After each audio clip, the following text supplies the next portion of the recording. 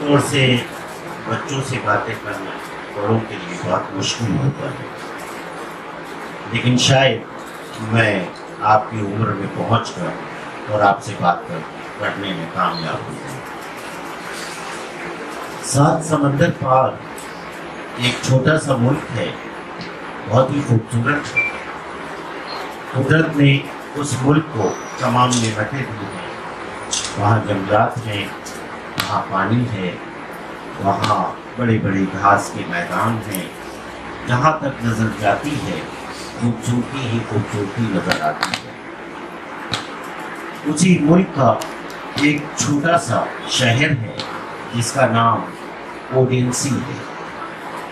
اس شہر میں ایک آدمی رہتا تھا اور وہ ایک الگ قسم کا کاروبار کرتا تھا، ایک نئی تجارت کرتا تھا، اور وہ سپنوں کو بیچتا تھا، خوابوں کو بیچا کرتا تھا، اور بچے ہی اس کے خریدار ہوا کرتے تھے۔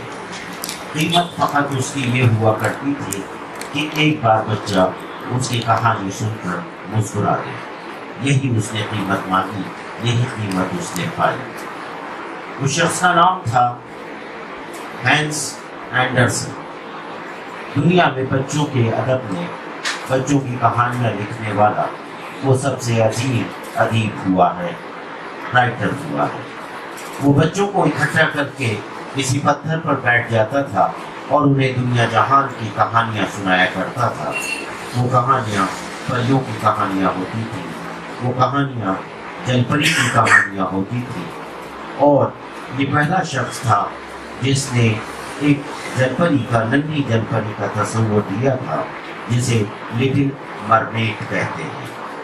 لٹل مرمیڈ کا آج بھی ایک چھوٹا سا مجسمہ اس چھوٹے سے شہر میں سمندر کے کنارے رکھا ہوا ہے، جسے دیکھنے لاکھوں لوگ جایا کرتے ہیں۔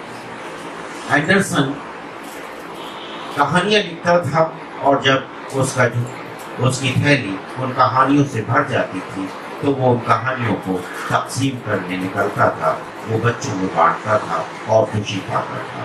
یہی اس کی زندگی کا مقصد تھا۔ لیکن بچوں کو ان کہانیوں کے ذریعے وہ خواب دکھا رہا تھا، وہ خواب جن کی تعبیر بھی اس کے پاس تھی۔ وہ چاہتا تھا کہ یہ بچے ایک اچھے انسان بنے، فرشتان کی طرح سے اس دنیا کو خوشنما بنا دیں، اور اپنے اس مقصد کی کامیابی کے لیے اس نے آخری وقت تک کوشش کی۔ میں جب اس چھوٹے سے شہر میں گیا، اوڈینسی میں، اس کا مختصر سا مکان دیکھا، ویسا ہی مکان جیسے ہمارا اور تمہارا ہے۔ وہ بھی ایسا ہی انسان تھا جیسے تم اور ہم ہیں۔ وہ ایسی ہی کہانیاں لکھتا تھا جنہیں تم پڑھا کرتے ہو، ہم سنایا کرتے ہیں۔ ایسی کہانیاں تم بھی لکھ سکتے ہو اور بہتر لکھ سکتے ہو۔ کبھی تم نے کوشش نہیں کی کہ کہانیاں لکھو؟ بچوں میں سب سے زیادہ سوچنے کی، امیجنیشن جسے ہم کہتے ہیں، تصور کرنے کے کیپیسٹی پائی جاتی ہے۔ بچے سب سے زیادہ خوشنما سوچ لیتے ہیں، اس میں کوئی چھل کپٹ نہیں ہوتی ہے، اس میں معصومیت ہوا کرتی ہے، اور وہی کہانیوں میں معصومیت اگر اتر آتی ہے تو ایک بار پھر ہم بڑے بھی اپنے بچپن میں لوٹ آتے ہیں۔ میں جب چھوٹا تھا اپنی ماں کے ساتھ رہتا تھا جیسے ہر بچہ رہتا ہے۔ کافی دنوں تک، کافی سالوں تک میں اپنی ماں کے ساتھ ہی سویا کرتا تھا، اور رات میں وہ مجھے کہانی سناتی تھی۔ وہ کہانیاں ہوتی تھیں ایک اچھا انسان بننے کی، وہ کہانیاں ہوتی تھیں دیو اور بھوتوں کی بھی کہانیاں ہوا کرتی تھیں، جنوں کی کہانیاں ہوا کرتی تھیں، یعنی یہ کہانیاں نیکی اور بدی کی ہوا کرتی تھیں۔ اچھے کام کرو گے تو تم اچھے انسان بنو گے، ورنہ ایک شیطان بن کر رہ جاؤ گے۔ کیا تم میں سے کوئی ایسا ہے جو شیطان بننا چاہتا ہے کوئی؟ نہیں۔ اچھے انسان اگر بننا چاہتے ہو تو اچھی باتیں ہی سوچو گے اور اچھی ہی باتیں لکھو گے۔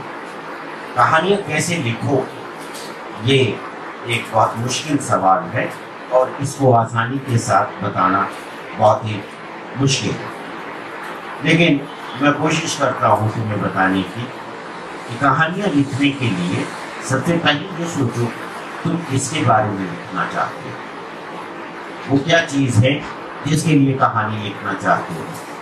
کیا چاند ستاروں کے بارے میں لکھنا چاہتے ہو، یا پیڑوں کے بارے میں لکھنا چاہتے ہو، یا بہتے ہوئے پانی کے بارے میں لکھنا چاہتے ہو، یا ان جھرنوں کے بارے میں لکھنا چاہتے ہو جس میں بہت ہی خوبصورت سی آواز بہت دور تک فضا میں سنائی دیتی ہے، یا کہانیاں ان پریوں کی لکھنا چاہتے ہو جو آسمان میں رہتی ہیں اور دھرتی پر بچوں کی مسکان میں اتر آتی ہیں۔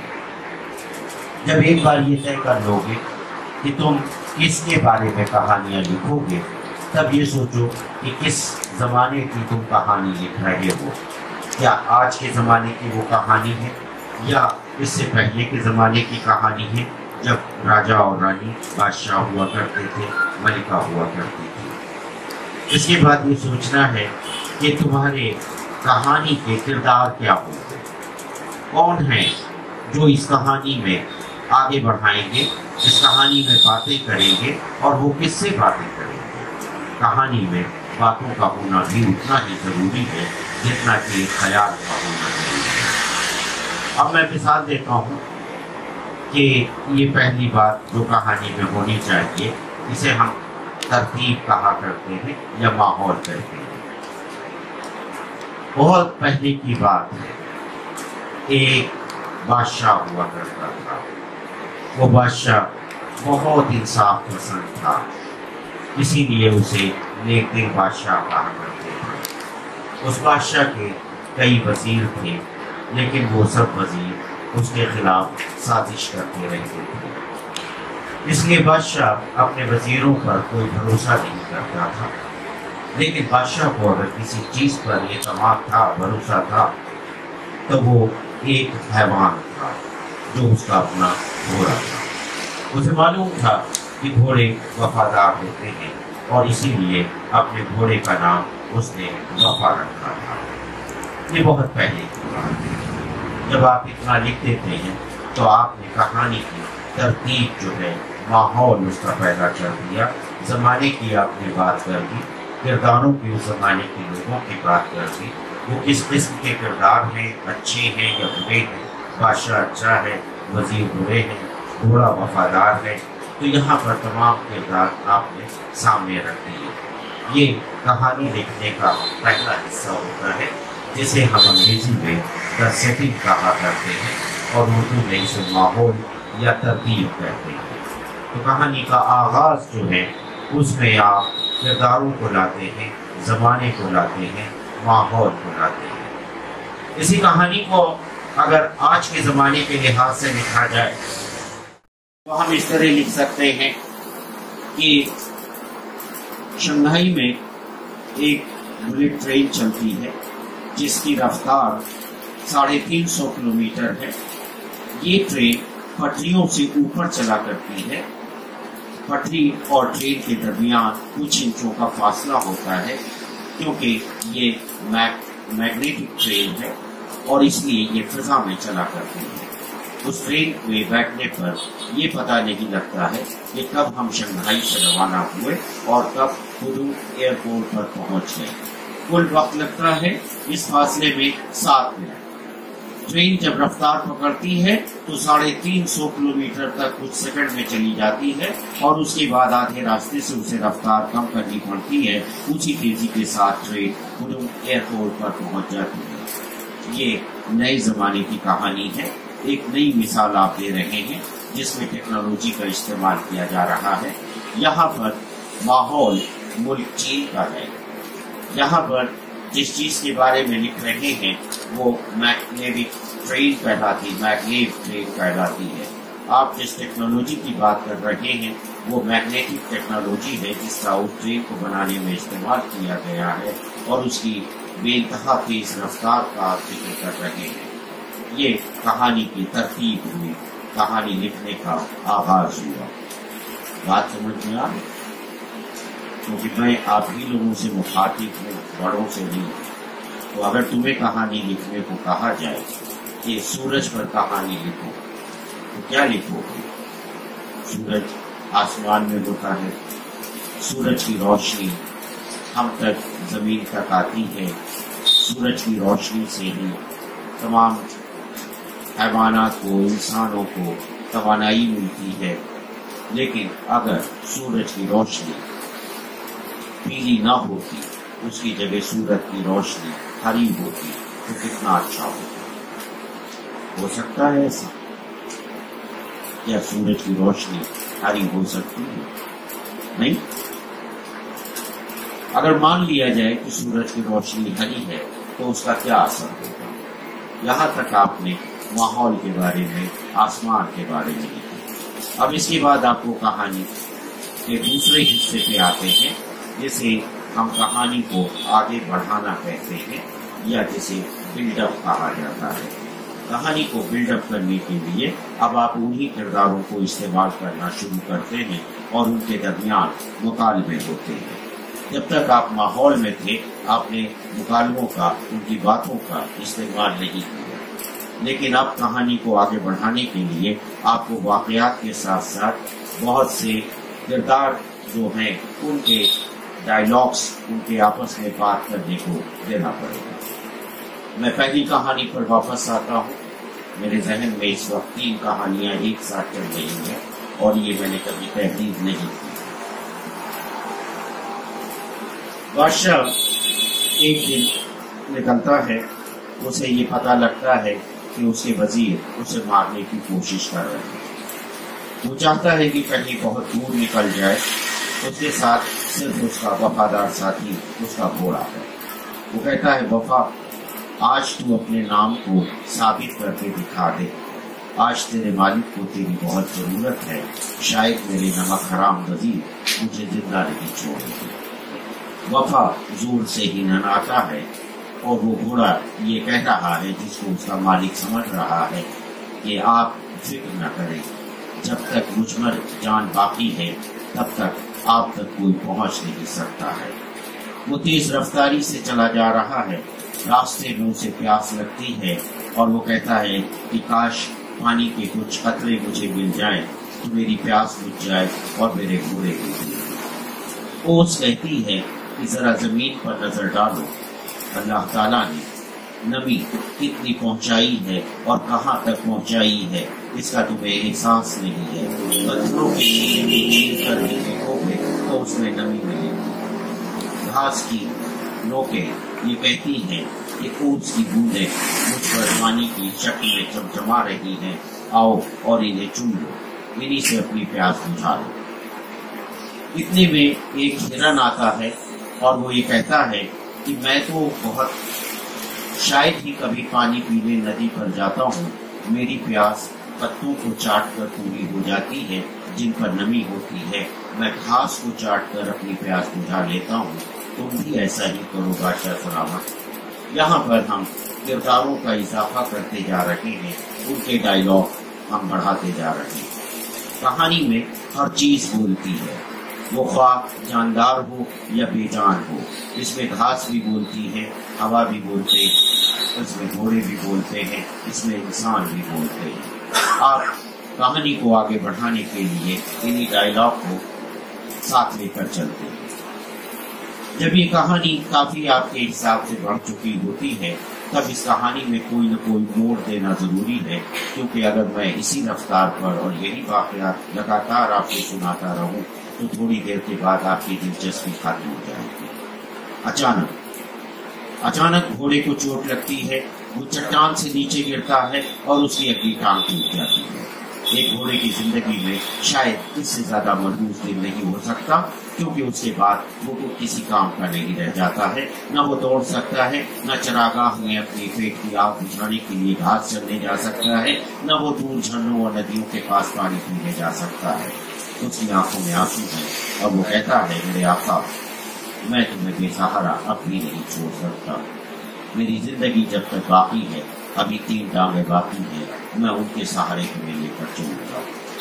लेकिन नर्म दिल बादशाह इंसाफ पसंद है। वो कहता है, नहीं, इस वक्त तुम्हें मेरी जरूरत है। जान तुम्हारी बचाना ज्यादा अहम है मेरे लिए, क्योंकि तुम बेहद तकलीफ में हो। मेरे दुश्मन अभी मुझसे बहुत दूर हैं। ये फर्ज अदा करने का दूसरा तरीका है कि बादशाह सलामत अपना फर्ज अदा कर रहे हैं अपने वफादार साथी के लिए। ये कहानी इसमें मोड़ देना जरूरी है। घोड़ा लंगड़ाता है, बादशाह सलामत उस पर बैठकर नहीं चलते हैं बल्कि वो खुद उसे सहारा देते हैं। दुश्मन बहुत करीब आ चुका है और एहसास ये हो रहा है कि शायद दुश्मन बहुत जल्द वो तमाम वजीर बादशाह को घेर कर उसे मौत के घाट उतार देंगे। अचानक कहीं से एक शेर नमूदार होता है और लोगों में एक दहशत सी कायम हो जाती है कि इसके बाद अब किसकी बारी है, बादशाह की, घोड़े की या उन वजीरों की। ये कहानी में एक मोड़ है, एक तजस्सुस है कि आइंदा क्या होने वाला है। इसे हम कहानी में क्राइसिस का नाम देते हैं और ये मोड़ लाना जरूरी है, वरना बच्चों की या पढ़ने वाले की दिलचस्पी कहानी में खत्म हो जाएगी। इसे क्लाइमेक्स पर पहुंचाने से पहले आपको ड्रामाई अंदाज अख्तियार करना पड़ता है ताकि अचानक जब पर्दा उठता है तो पढ़ने वाले को ये मालूम होता है कि अच्छा कहानी ये थी, अच्छा अंजाम उसका ये हुआ। ये कहानी मैं अधूरी आप तक पहुंचा रहा हूँ, इसका अंजाम तुम लोग लिखोगे कि वो शेर किसे खाता है, बादशाह को, घोड़े को या उन वजीरों को, या उसके बाद क्या होता है। क्या बादशाह सलामत वापस जाते हैं, क्या उन वजीरों को खत्म कर दिया जाता है। अगर बादशाह नेक और इंसाफ परवर है तो यकीनन अपने वजीरों को खत्म नहीं करेगा बल्कि उनमें इस्लाह की कोशिश करेगा। वो चाहेगा कि वो एक अच्छे इंसान बने और लोगों के काम आए। क्यों? इसलिए कि बुरे आदमी में भी सलाहियतें होती हैं। अगर किसी इंसान को खत्म कर दिया जाता है तो वो बुरा आदमी ही नहीं खत्म हो गया, उसकी बेशुमार सलाहियतें भी खत्म हो जाती हैं जिन्हें कारामत बनाया जा सकता था और बच्चों को या मुल्क को फायदा हो सकता था। ये कहानी में सबक है, ये कहानी का चौथा आंसर है या एलिमेंट है कि कहानी से किरदार क्या सबक पा रहे हैं, उन किरदारों को जरिए हम क्या बता रहे हैं। और आखिरी उसमें है रिफ्लेक्टिव लर्निंग जिसे कहा करते हैं। अक्स अंदाज क्या हो रहा है इस कहानी से कि मिरर के सामने अगर ये कहानी रखी गई है तो शीशे से पलट कर क्या आ रहा है, पढ़ने वाला क्या तासुर हो रहा है। अगर तगय्युर कर दिया गया, कहानी में तब्दीली लाई गई, वजीरों को इस्लाह कर दी गई तो ये कहानी किस शक्ल में होगी, ये आपका जहन है जो उस कहानी को शक्ल देगा। एक कहानी 1000 तरीके से लिखी जा सकती है और उसकी मिसाल मैंने आपको 3 एक साथ कहानी सुना कर दी है जिन्हें मुख्तलिफ अदवार में आप दे सकते हैं, मुख्तलिफ माहौल में दे सकते हैं, मुख्तलिफ किस्म का ट्रीटमेंट दे सकते हैं और इस तरह से कहानियाँ मुख्तसर से लेकर बहुत तवील कहानियाँ तक लिखी जा सकती हैं। कहानियाँ लिखने के बारे में ये कहानी किस तरह लिखी जाती है ये मैंने आपको बताया और उसमें क्या क्या चीजें होती हैं। आमतौर से कहानियों में 3 चीजों पर ध्यान दीजिए। पहला, वो माहौल पैदा कीजिए जिससे कहानी आगे बढ़ती है। उसके बाद कहानी के पर आइए, उसे आगे बढ़ाने के लिए आपको क्या करना है, किरदारों के बारे में बताना है, उनके मुकालमों को देना है या डायलॉग लिखना है। और तीसरा है कहानी में अचानक मोड़ देना ताकि दिलचस्पी ये बनी रहे, तजस्सुस ये पैदा हो, एक सस्पेंस है जिसे जानने के लिए कहानी को खत्म करना जरूरी है। अगर वो सस्पेंस नहीं होगा तो वो कहानी अंजाम तक नहीं पहुंचेगी और आप उस कहानी को आगे पढ़ना बंद कर देंगे। तो ये है कहानियां लिखने का तरीका।